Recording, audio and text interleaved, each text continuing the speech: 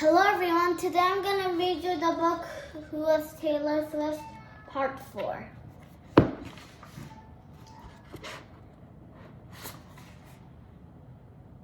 By Kirsten Anderson. They were photographed together constantly. People called them Taylor Swift. They were photographed together constantly. People called them Taylor Squad. Taylor had never forgotten how she felt in middle school. When people built her or didn't include her, she was excited to have so many friends. Taylor wanted to experience all the wonderful things in the big city of her, but she knew eyes were always on her. Sometimes websites could post pictures where Taylor looked overweight. She began to skip meals or work for longer stretches of time if she felt she had eaten too much. Often during the shows, she found herself running with energy because she hadn't eaten enough. She told herself that she was okay, but she wasn't. Taylor was struggling with an eating disorder. Like many people do with eating disorder, she didn't recognize that she had a problem and living an unhealthy lifestyle. As always, through Taylor found peace her music. Didn't I read to music? Yeah. So I just read it in case I didn't know where I was. In addition to moving new city, she decided it was time to fully move away from country music. Taylor knew songs were filled with electronics sounds that were popular in 1980s music she loved. Instead of fiddles and banjos, Taylor's songs featured synthesized and drum machines. She called the album She called the album 1989 after the year of her birth. She said it was a rebirthday of herself and an artist. From September through October 2014, Taylor held a series of secret sessions for 1989. Navashi, Los Angeles, New York, Rhode Island, all London superfans were invited to a location where they got to meet Taylor and listen to 1989 for the first time, and each section listened to each section. Taylor served pizza and homemade cookies. She talked to each person and took photos with them. It gave Taylor a chance to show her gratitude and help the excited for any after the picture. Here is Taylor baking the cookies. This is Taylor. This is the gloves that we wear when we bake things, and these are the cookies. I don't know if she's taking it out or in. I think she's taking it out. Yeah. I think so. I'm not sure.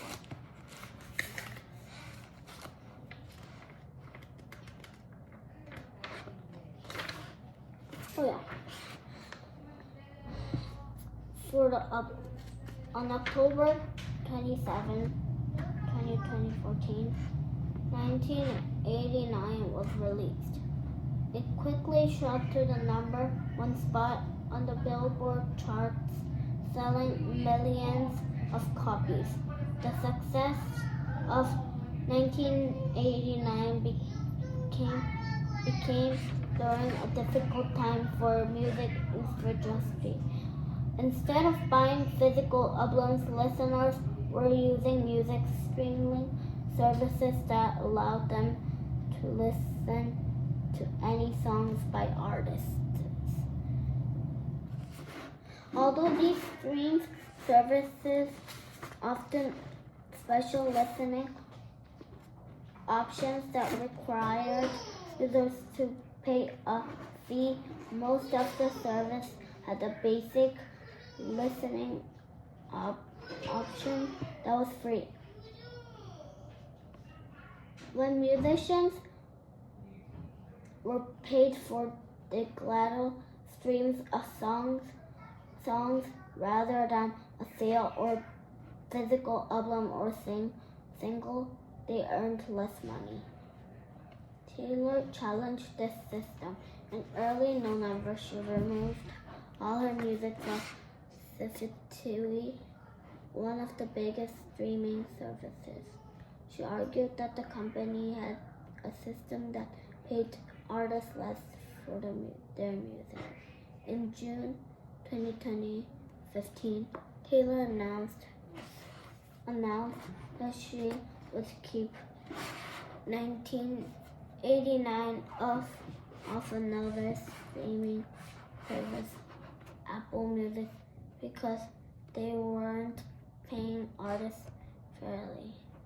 Apple quickly changes its payment method, and Taylor agreed to keep music on it. Taylor faced a more personal challenge in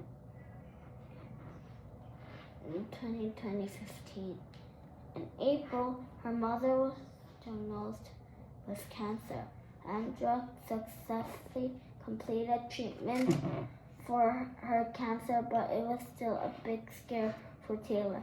She comforted her mother, her best friend, and wanted her around for as long as possible.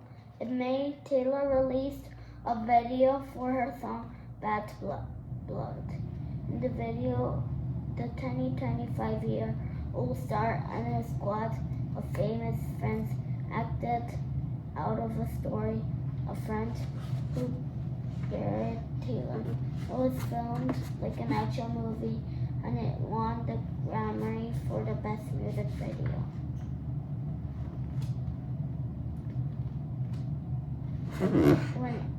When asked by reporters,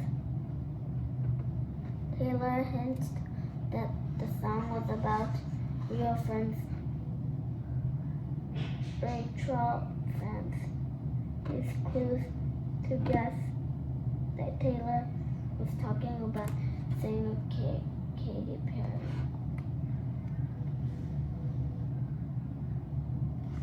Later, Katy explained that some dancers who usually had gone on Taylor had gone on one of Taylor's tours, but when Katy began preparing on her own tour, the dancers told Taylor they were going to leave the tour practice with Katy. Katy saw it was okay to came back to her. Taylor seemed that Katy was trying to ruin her 1989 tour.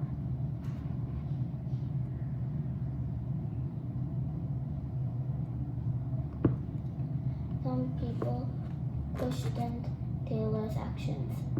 Taylor had said that she believed in supporting other women, yet she had written a song and made video about getting revenged on ex-friend over a simple misunderstanding. That wasn't support. That was That was hurtful. For some people, Taylor and her squad just looked like a group of mean girls. Still, most things were going well for Taylor.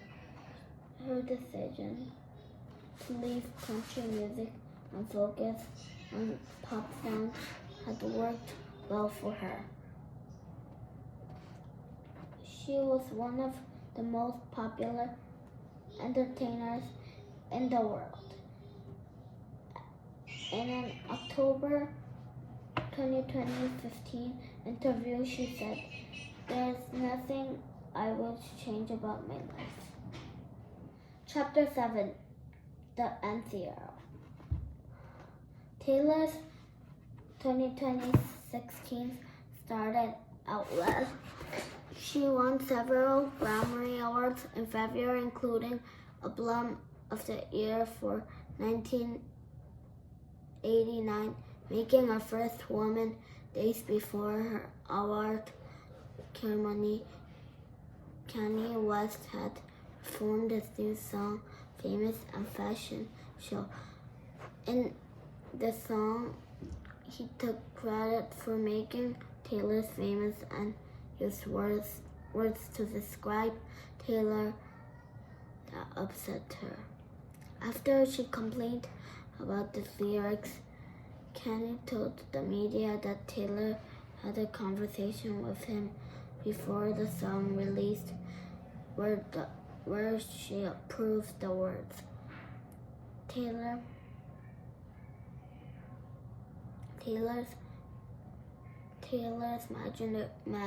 managers said Kanye had only asked Taylor if she could release the song on her Twitter account. Taylor had said no. When Taylor accepted her Grammy Award for the Album of the Year, she used her speech to tell women that they should not let men take credit for their work. She was clearly speaking about Kanye's claim that she had made her famous.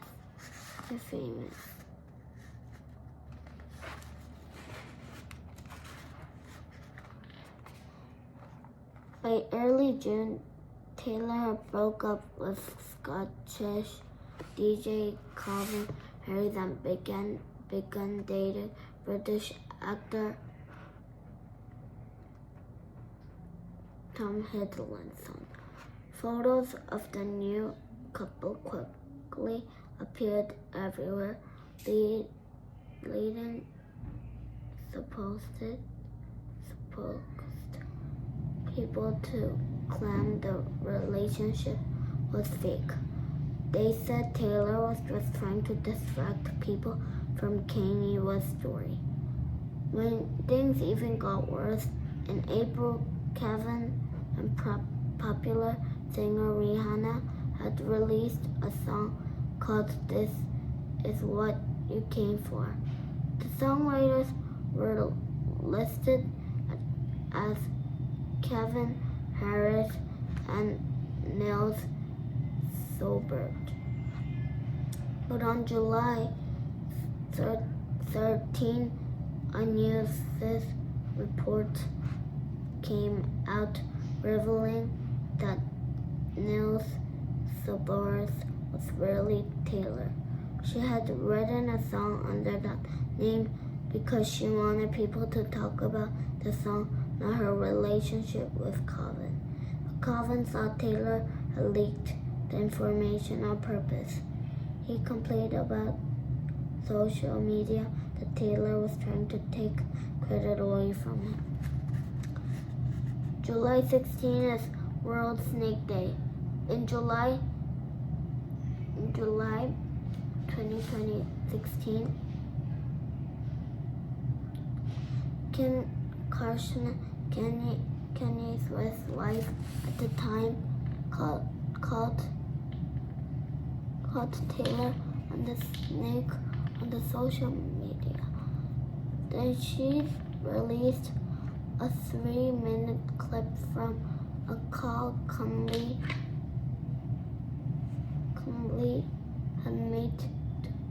was about his song famous.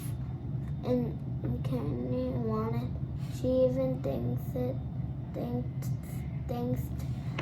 him for asking her first. Taylor responded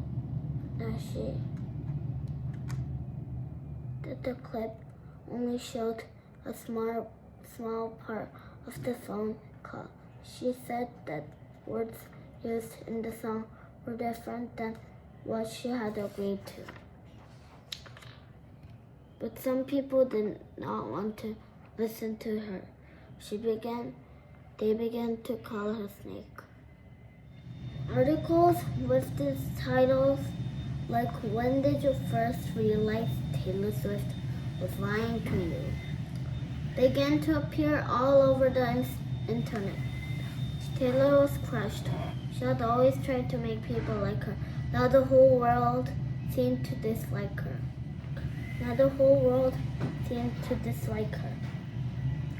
In August, she wrote her journal.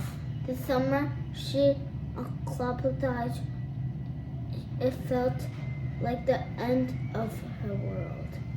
In the fall of that year, Taylor began to date British actor Joe Alwyn, and they agreed that it would be better for the relationship to keep it private. The relationship lasted 6 years. Performed at events in October and in February, but after that, she seemed to disappear. She was rarely seen in public. She didn't post on social media or interviews. In August 2017, Taylor finally appeared, but it wasn't for a performance or an album announcement. She had to go to court. During an event with a radio station in 2013, a DJ named Dave Mueller had touched Taylor in a way that made her feel uncomfortable. She reported him to his bosses, and he was fired.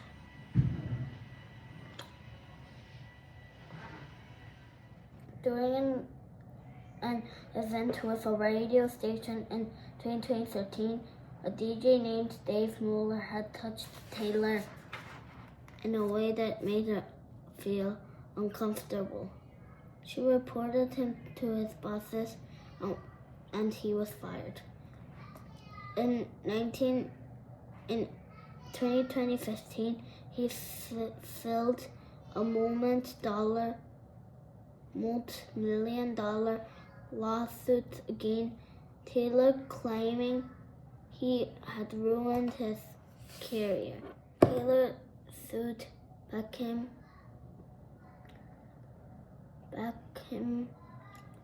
for $1. He testified in court about what happened and won the case. Taylor said the hoped it would encourage other women to take action when someone hurt them. So I'm just gonna read until here.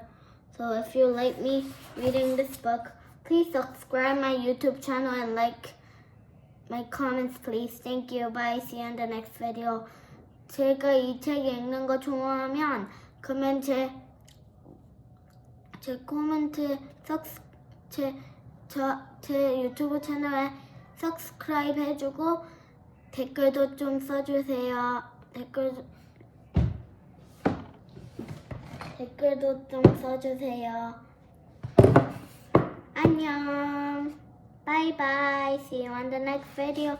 다음 비디오에 봐요.